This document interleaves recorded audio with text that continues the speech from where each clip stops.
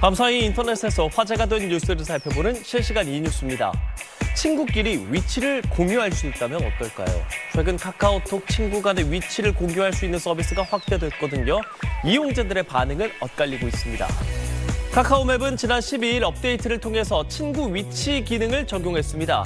기존에도 카톡 친구끼리 서로 동의를 하면 최대 6시간 동안 상대방의 위치를 확인할 수 있었는데 업데이트된 기능에서는 이 시간 제한이 없어진 겁니다.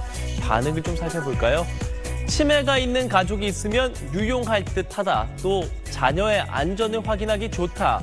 이런 긍정적인 반응도 있습니다. 다만 가족이나 연인 간의 과한 감시로 이어질 수도 있겠다. 직장에서는 악용될 수도 있겠는데 이런 우려까지 나온 겁니다. 카카오는 이용자의 동의가 없으면 친구가 내 위치를 볼 수 없다며 원치 않을 경우에는 언제든 공유를 끝낼 수 있다고 설명했습니다. 카카오톡 채팅 화면 상단에 오픈 AI의 챗 GPT 탭이 생겼습니다. 여행 일정과 함께 바다 전망 호텔을 찾아달라고 하자 챗 GPT가 추천하는 호텔 예약 페이지로 바로 연결됩니다. 챗 GPT 탑재를 통해 검색 기능을 더하고 지도와 쇼핑, 음원 서비스까지 결합한 겁니다. 카톡 대화 도중 궁금한 걸 챗 GPT에 묻고 그 대답을 대화방에 공유할 수도 있습니다. 챗 GPT에 가입만 하면 따로 앱을 열지 않아도 돼 카카오 측은 일상 속에서 AI 경험이 확대될 걸로 기대했습니다. 전문적으로 업무용으로 필요하지 않았던 분들에게까지도 일상생활에서 더 풍부한 정보를 찾을 수 있게 하는 카카오가 자체 개발한 AI 서비스 카나나는 내년 1분기 정식으로 출시됩니다. 사용자 기기 자체에서 학습하고 활용되는 이른바 온 디바이스 AI입니다. 카톡 대화에 포함된 나의 일정을 체크해서 알려주고 사용자에게 필요할 것 같은 정보를 스스로 판단해 먼저 물어보기도 합니다. 챗 GPT와 마찬가지로 초기에는 카카오 계열 서비스만 연계되지만 점차 서비스 영역을 확장할 방침입니다. 이런 기능들을 통해 검색, 추천, 결제 등을 메신저 안에서 한꺼번에 제공함으로써 이용자 체류 시간을 늘리려는 전략으로 풀이됩니다. 다만 메신저 본연의 기능이 퇴색하고 광고 등을 통한 상업 플랫폼 성격이 짙어질 거란 우려도 있습니다.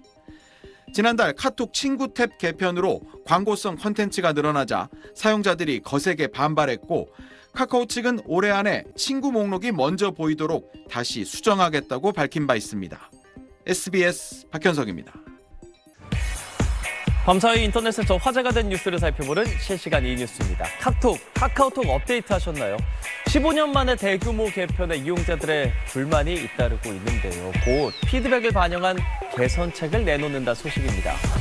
자, 이번 업데이트에서 가장 큰 변화는 친구 탭이잖아요. 기존에는 프로필 사진과 상태 메시지가 중심이었는데 이게 격자형으로 바뀌면서 이렇게 마치 SNS, 인스타그램처럼 원치 않는 소식과 광고까지 봐야 한다는 불만이 이어진 겁니다. 또 새롭게 만들어진 숏폼 탭을 두고도 미성년자가 숏폼에 무제한 노출된다는 우려가 나왔습니다. 이에 카카오는 우선 숏폼 설정에 미성년자 보호 조치를 추가했습니다. 또 친구 탭에 대해서도 이용자들의 의견을 반영해 개선 방향이 곧 발표될 걸로 전망됩니다. 국민 메신저 카카오톡이 개편되면서 친구 목록 대신 프로필 사진과 게시물 등이 먼저 보이는데요. 일부 이용자들은 이번 업데이트에 불만을 토로합니다. 카카오톡은 왜 이런 선택을 했을까요?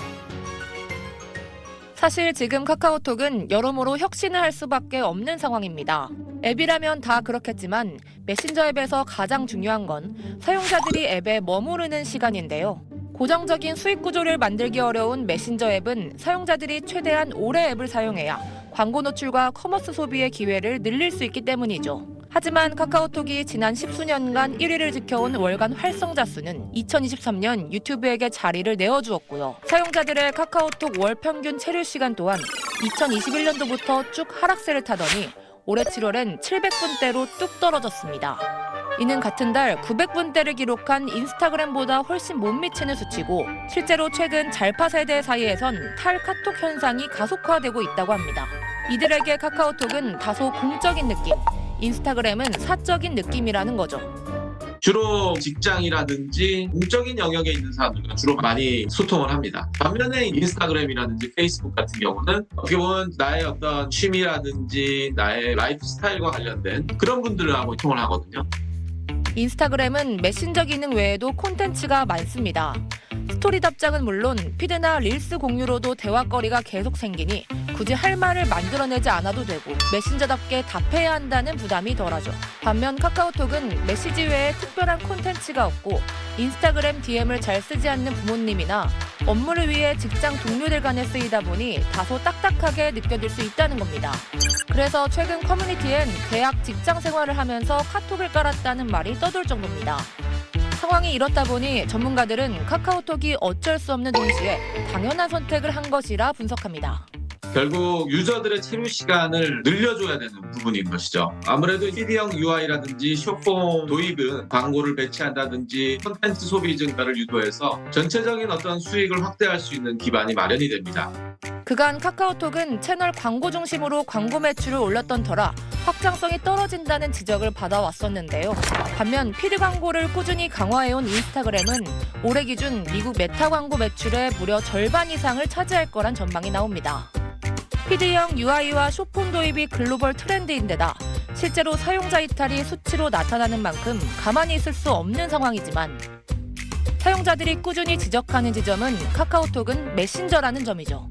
우리가 카카오톡을 국민 메신저라고 하는 것이 비유적으로 한다면 물과 공기 같은 것이죠. 우리가 아침에 일어나서 습관적으로 제일 먼저 여는 창이 카카오톡이고, 그런데 여기에 어떤 변화를 준다, UI, UX에 변화를 준다 할 때는 중장년층들한테는 다소 부담으로 작용할 수 있죠. 그렇다고 해서 젊은 층이 환영하느냐? 저는 딱히 그렇게 보지 않습니다. 아무래도 기존의 MZ세대라든지 1020은 소셜 기능을 다른 쪽에서 이미 소비하고 있거든요. 메신저 이상의 플랫폼으로 도약하기 위한 이번 카카오톡 개편에 많은 의견이 쏟아지고 있습니다. 카카오톡은 국민 메신저 자리를 지켜낼 수 있을까요?